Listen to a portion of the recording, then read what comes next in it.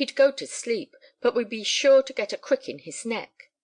Then he remembered a woman who had come down the aisle just as the lights were lowering, and past his seat. He had not seen her face, but her graceful figure had attracted his attention. And the peculiar shade of her hair, the colour of warm ashes. There was no woman of his acquaintance with that rare shade of blonde hair. He opened his eyes. She was sitting 2 seats ahead of him, and the lights of the stage gave a faint halo to a small, well-shaped head defined by the low coil of hair. She had a long throat apparently, but although she had dropped her wrap over the back of the seat, he had no more than a glimpse of a white neck and a suggestion of sloping shoulders. Rather rare those, nowadays. They reminded him, together with the haughty poise of the head, of the family portraits in the old gallery at home. Being dark himself, he admired fair women, although since they had taken to bobbing their hair they looked as much alike as magazine covers. This woman wore her hair in no particular fashion. It was soft and abundant, brushed back from her face, and drawn merely over the tips of the ears. At least, so he inferred. He had not seen even her profile as she passed. Profiles were out of date, but in an old-fashioned corner of his soul he admired them, and he was idly convinced that a woman with so perfectly shaped a head, long and narrow, but not too narrow, must have a profile. Probably her full face would not be so attractive. Women with sondier hair generally had light brows and lashes, and her eyes might be a washed-out blue, or prominent, or her mouth too small.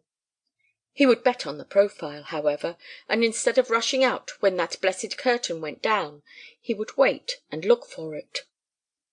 Then he closed his eyes again and forgot her until he was roused by the clapping of many hands. First-nighters always applaud, no matter how perfunctorily. Noblesse oblige. But the difference between the applause of the bored but loyal, and that of the enchanted and quickened, is the difference between a rising breeze and a hurricane. The actors bowed en masse, in threes, in twos, singly.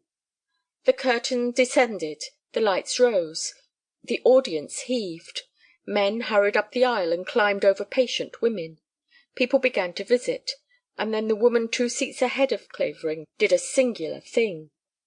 She rose slowly to her feet, turned her back to the stage, raised her opera glasses, and leisurely surveyed the audience.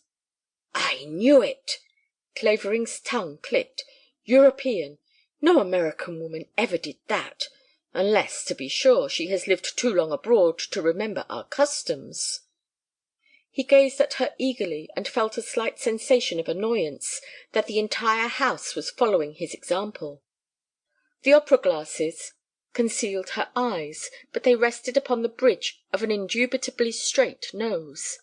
Her forehead was perhaps too high, but it was full, and the thick hair was brushed back from a sharp point. Her eyebrows, thank heaven, were many shades darker than her hair. They were also narrow and glossy. Decidedly they received attention. Possibly they were plucked and darkened. Life had made him sceptical of points. However, Clavering was no lover of unamended nature, holding nature, except in rare moments of inspiration, a bungler of the first water. In spite of its smooth white skin and rounded contours above an undamaged throat, it was, subtly, not a young face. The mouth, rather large, although fresh and red, possibly they had lipsticks in Europe that approximated nature, had none of the girl's soft flexibility. It was full in the centre, and the red of the underlip was more than a visible line, but it was straight at the corners, ending in an almost abrupt sternness. Once she smiled, but it was little more than an amused flicker. The mouth did not relax. The shape of the face bore out the promise of the head, but deflected from its oval at the chin, which was almost square and indented. The figure was very slight, but as subtly mature as the face,